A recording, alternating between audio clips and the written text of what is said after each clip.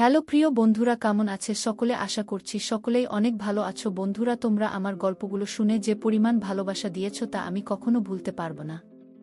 বন্ধুরা, আজ আমি আবারও তোমাদের শরীর ও মনকে ফুরফুরে করতে চলে আসলাম নতুন একটি গল্প নিয়ে। বন্ধুরা, আমার নাম কিয়া। ফুলশয্যার রাতে যখন আমি ঘোমটা টেনে লজ্জাবনত মুখে আমার স্বামীর জন্য অপেক্ষা করছিলাম, ঠিক সেই মুহূর্তে আমার স্বামী ঘরে প্রবেশ করলেন। তিনি আমার সাথে কোনো কথা না বলে প্রথমে ঘরের আলো নিভিয়ে দিলেন এবং আমার কাছে এসে আমার অবগুণ্ঠন সরিয়ে দিলেন। এরপর এক এক করে আমার শরীর থেকে সমস্ত অলংকার খুলতে শুরু করলেন। আমি যখন তাকে জিজ্ঞেস করলাম, তুমি আমার সাথে কথা বলছো না কেন, আর ঘরে ঢুকেই আলোটা কেন নিভিয়ে দিলে, তখন তিনি আমাকে শক্ত করে জড়িয়ে ধরে বললেন, আজ রাতে তো সব কাজ আলো নিভিয়েই হবে। কিন্তু তার কণ্ঠস্বর শুনে আমার মাথায় যেন আকাশ ভেঙে পড়ল। সেই কণ্ঠস্বর আমার পরিচিত মনে হল না। আমি বুঝতে পারলাম এই ব্যক্তি আমার স্বামী নন। আমি দ্রুত তাকে আমার কাছ থেকে সরিয়ে দিয়ে বিছানা থেকে নেমে ঘরের আলো জ্বালাতেই লোকটিকে দেখে আমার মাথা ঘুরে গেল। কারণ যে আমাকে কিছুক্ষণ আগে জড়িয়ে ধরেছিল সে আমার স্বামী ছিলই না, সে ছিল আমার স্বামীর বন্ধু ফুলশয্যার। রাতে আমার স্বামীর জায়গায় অন্য কেউ কিভাবে আসতে পারে? আর কেনই বা আমার সাথে বাসর রাত কাটাতে এসেছিল? আমার জীবনের এই নির্মম সত্য কাহিনী শুনলে আপনারা হয়তো নিজেকে কাশবনে নিয়ে যেতে চাইবেন। আমি দেখতে বেশ সুন্দরী ছিলাম। আমার নাম কিয়া। আমি আমার বাবা মায়ের একমাত্র আদরের মেয়ে। কলেজ জীবন শেষ হবার পরেই আমার জন্য একটি খুব ভালো বিয়ের প্রস্তাব আসে। পাত্রটি সরকারি চাকরিজীবী ছিলেন। তাই আমার বাবা তার প্রতিষ্ঠিত ভবিষ্যৎ এবং স্বনামধন্য পরিবারের কথা ভেবেই এই বিয়েতে সম্মতি দিয়েছিলেন। আমার বিয়ের জন্য বাবা অনেক দামি গহনা ও পোশাক কিনেছিলেন। বিয়ের আগের দিন আমার বাবা মা আমাকে নিয়ে অনেক গর্ব করে বলেছিলেন, আমাদের একমাত্র মেয়েকে আমরা রানীর মতো সাজিয়ে বিদায় দেব। মেয়ের বিয়েতে কোনো কিছুর কমতি রাখব না। কিন্তু বিয়ের ঠিক আগের রাতেই আমি আমার জীবনের সবচেয়ে বড় ভুলটি করে বসি, যার শাস্তি আমাকে আজও ভোগ করতে হচ্ছে।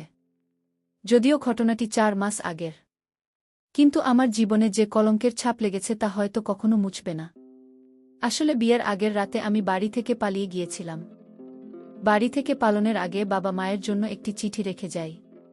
তাতে লিখেছিলাম, বাবা মা, আমাকে ক্ষমা করে দিও, আমি তোমাদের পছন্দের ছেলেকে বিয়ে করতে পারবো না। আমি যাকে ভালোবাসি তার সাথেই ঘর বাঁধতে চাই।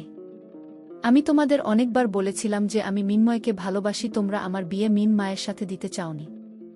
আসলে বিয়ের আগের রাতে আমার প্রেমিক মিন্ময়ের হাত ধরে আমি অজানার পথে পা বাড়িয়েছিলাম। এমন নয় যে আমার প্রেমের কথা বাবা মাকে জানাইনি। আমি বেশ কয়েকবার আমার প্রেমিকের ব্যাপারে তাদের বলেছিলাম, কিন্তু আমার বাবা স্পষ্টভাবেই জানিয়ে দিয়েছিলেন যে তার সাথে আমার বিয়ে কখনই দেবেন না। কারণ আমার প্রেমিক বেকার ছিল এবং অনাথ ছিল। তাই বাবা আগে থেকেই বলে দিয়েছিলেন এমন একটি ছেলের সাথে আমার বিয়ে কিছুতেই সম্ভব নয়।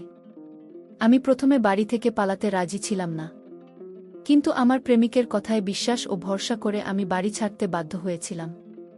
সেদিন রাতে যখন আমার বাবা মা ও সমস্ত আত্মীয় স্বজন ঘুমিয়ে পড়েছিল, তখন সবার চোখের আড়ালে আমি বিয়ের সমস্ত সোনার গয়না ও কিছু নগদ টাকা নিয়ে চুপচাপ বাড়ি থেকে বেরিয়ে পড়ি। আমার প্রেমিকের কথা মতো আমি স্টেশনে গিয়ে হাজির হই।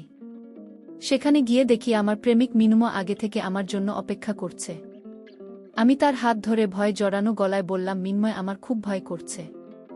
আমরা এভাবে বাড়ি থেকে পালিয়ে এসে ঠিক কাজ করছি তো তখন মিন্ময় আমাকে ভালোবেসে জড়িয়ে ধরে বলেছিল, আমি তোমাকে খুব ভালোবাসি। আমরা তো কোনো অন্যায় করছি না। আমরা একে অপরকে ভালোবেসে বিয়ে করতে চাই। এতে ভয়ের কি আছে? তোমার বাবাকে তো আমি অনেকবার আমাদের সম্পর্কের কথা জানিয়েছি, কিন্তু তিনি রাজি হননি। তাই পালিয়ে বিয়ে ছাড়া আমাদের আর কোনো পথ ছিল না। তুমি একদম ভয় পেও না, আমি তো তোমার সাথে আছি। বিয়ের পর আমরা সুখী সংসার করব। একবার বিয়ে হয়ে গেলে দেখবে তোমার বাবাও আমাদের মেনে নিতে বাধ্য হবেন।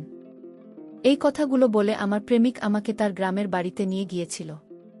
ওদিকে আমার বাড়িতে তখন কত অতিথি, কত আত্মীয় স্বজন আমার বিয়ের অনুষ্ঠানে আনন্দ উল্লাসে ব্যস্ত ছিল। আর এদিকে আমি সবার চোখে ধুলো দিয়ে বাবা মার সম্মান ধুলোয় মিশিয়ে দিয়ে বাড়ি থেকে পালিয়ে এসেছিলাম। আমি কখনো কল্পনাও করতে পারিনি যে সেদিন বাড়ি থেকে পালিয়ে এসে আমি জীবনে কত বড় ভুল করতে চলেছি। পালিয়ে আসার পর আমার প্রেমিক আমাকে তার গ্রামের বাড়িতে নিয়ে গেল।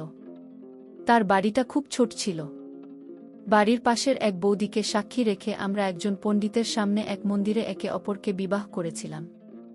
আমার স্বামীর এক প্রিয় বন্ধু আমাদের বিয়ের অনেক ছবিও তুলেছিল। সেখানে যাওয়ার পর আমার স্বামী এক ভদ্রলোকের সাথে আমার পরিচয় করিয়ে দেয়া। আমাদের বিয়ের দিন শুধু সেই বৌদি এবং ওই লোকটি আমাদের শুভকামনা জানিয়েছিলেন। আমার স্বামী লোকটিকে জড়িয়ে ধরে বলেছিল, কেয়া এনে হলেন আমার সবকিছু, আমার বস জনাব সজীব, আজ শুধু এনার জন্যেই আমি বেঁচে আছি। উনি না থাকলে আমি হয়তো না খেয়ে মরে যেতাম। ওই লোকটি নাকি আমার স্বামীকে আর্থিকভাবে অনেকবার সাহায্য করেছে। আমার স্বামীর পাশের বাড়ির সেই বৌদিও খুব ভালো মানুষ ছিলেন। আমাদের বিয়ে হয়ে যাওয়ার পর ভাবি আমাকে বলেছিলেন, কেয়া তোমার যদি কোনো অসুবিধা হয় তাহলে তুমি নিঃসন্দেহে আমার বাড়িতে চলে আসবে। এরপর বৌদি ও আমার স্বামীর বস এবং বন্ধু নিজেদের বাড়ির দিকে চলে গেল। রাতের বেলায় যখন আমি ঘরে ঘুমটা টেনে আমার স্বামীর জন্য অপেক্ষা করছিলাম, তখন একদিকে যেমন আমি প্রেমিককে পেয়ে খুশি ছিলাম, তেমনি অন্যদিকে বাবা মাকে ঠকানোর জন্য মনে অনেক দুঃখ ছিল। কারণ সেদিন আমার বিয়ের দিন ছিল তা, এবং এতক্ষণে হয়তো সবাই জেনে গিয়েছিল যে আমি বাড়ি থেকে পালিয়েছি। এতে আমার বাবা মায়ের সম্মানহানি হবে। অনেক চেষ্টার পর যখন ওইসব চিন্তা মাথা থেকে সরিয়ে আমার স্বামীর কথা ভাবছিলাম, ঠিক তখনই ঘরের ভেতরে কেউ একজন প্রবেশ করল। আমি ধরে নিয়েছিলাম যে নিশ্চয়ই আমার স্বামী ঘরে ঢুকেছে। তখন রাত প্রায় ৮টা বাজে। ঘরে ঢোকার সাথে সাথেই সে প্রথমে ঘরের আলো নিভিয়ে দিয়েছিল। আমি মুখে ঘুমটা দিয়ে থাকায় তার মুখ দেখতে পাইনি। এরপর সে আমার কাছে এসে আমার মুখের ঘুমটা সরিয়ে আমার গয়নাগুলো খুলতে শুরু করলে আমি খুশি হয়ে বলেছিলাম, তুমি ঘরে ঢুকে আলোটা কেন বন্ধ করে দিলে? আমার সাথে দুইটা কথা বলবে না? তখনও সে চুপচাপ ছিল, আর আমি একাই কথা বলে যাচ্ছিলাম, কিন্তু সে একটিও কথা বলেনি। এরপর লোকটি যখন আমার শরীরের কাপড় সরাতে শুরু করে তখন আমি একটু রেগে গিয়ে বললাম, তখন থেকে তো আমি একাই কথা বলে যাচ্ছি, আর তুমি চুপ করে আছো, তুমি আমার সাথে কথা বলছো না কেন? তখন সে আমাকে জড়িয়ে ধরে আমার কানে এসে ফিসফিস করে বলল, কথা বলে আর কি হবে, এখন যা করার আছে চলো সেটা করি। তার কণ্ঠস্বর শুনে আমার বুকের ভেতরটা কেঁপে উঠল, কারণ আমি আমার স্বামীর কণ্ঠস্বর খুব ভালোভাবেই চিনতে পারতাম। আমি বুঝতে পারলাম এই লোকটি আমার স্বামী নন, অন্য কেউ। আমি ভীষণ ভয় পেয়ে গেলাম এবং লোকটিকে নিজের থেকে দূরে সরিয়ে দিয়ে দ্রুত বিছানা থেকে নেমে ঘরের আলো জ্বালাতেই লোকটিকে দেখা মাত্রই আমার মাথায় আকাশ ভেঙে পড়ল। কারণ সে আমার স্বামী ছিল না, সে ছিল আমার স্বামীর বস জনাব সজীব, যাকে আমার স্বামী নিজের সবকিছু মনে করত। আমি লোকটিকে প্রচণ্ড রেগে গিয়ে বললাম, আপনি এখানে কি করছেন? আর আপনি আমার স্বামীর টোপর পরে আছেন কেন? আমার স্বামী কোথায়? এই কথা বলে আমি যখন দ্রুত দরজা খুলে বাইরে যাচ্ছিলাম তখন ওই লোকটি আমার পিছন পিছন ছুটতে শুরু করল। আমি ভয় পেয়ে ঘর থেকে বেরিয়ে এসে দেখি আমার স্বামী তার ছোটবেলার বন্ধুর সাথে বসে আড্ডা দিচ্ছে আর মদ্যপান করছে। আমি তার কাছে গিয়ে বললাম, এসব কি হচ্ছে? তুমি এখানে বসে আছো আর তোমার বস আমার সাথে অশ্লীল আচরণ করার চেষ্টা করছিল। আমার স্বামী তখন হেসে বলল, কোথায় কি হচ্ছে? আমি বললাম, তোমার বস আমাকে খুব খারাপভাবে ছোঁয়ার চেষ্টা করেছে এবং আমার সাথে বাসরাত কাটাতে চেয়েছিল।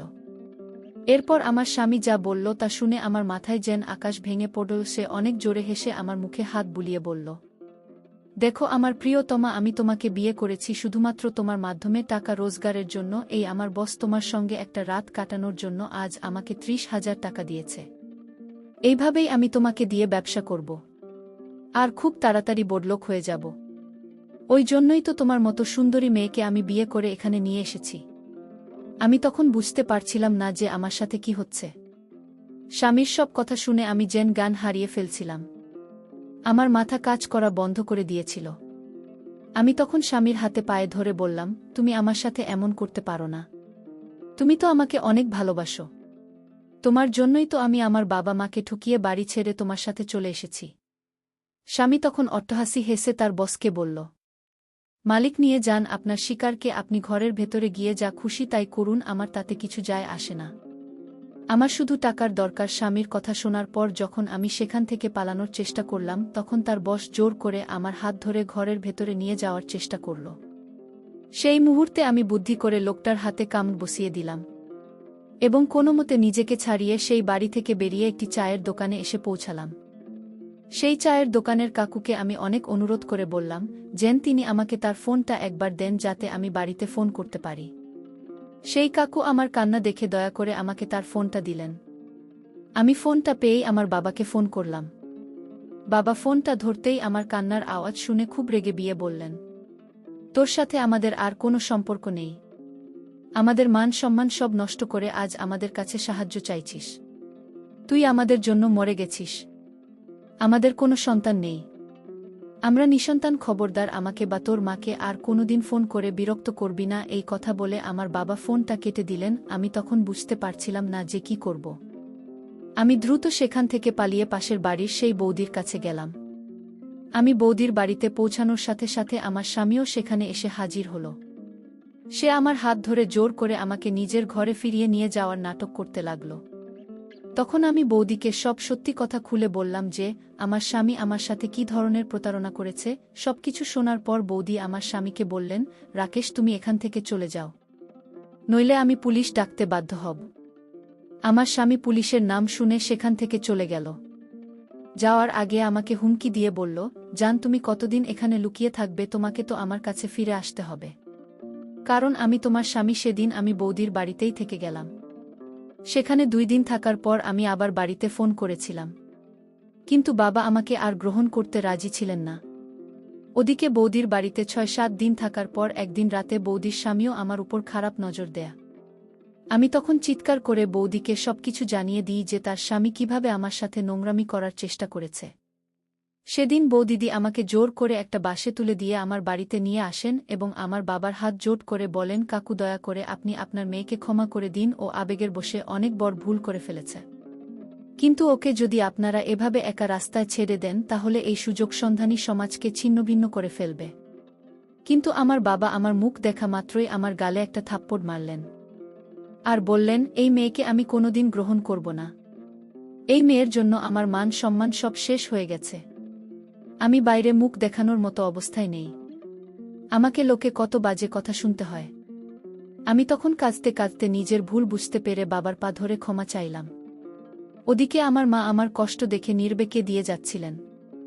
বাবা যখন আমাকে আবার বাড়ি থেকে ধাক্কা দিয়ে বের করে দিচ্ছিলেন তখন বৌদিদি আমার বাবার সামনে হাত জোট করে বললেন, কাকু, আপনি কি আপনার জীবনে কোনো ভুল করেননি?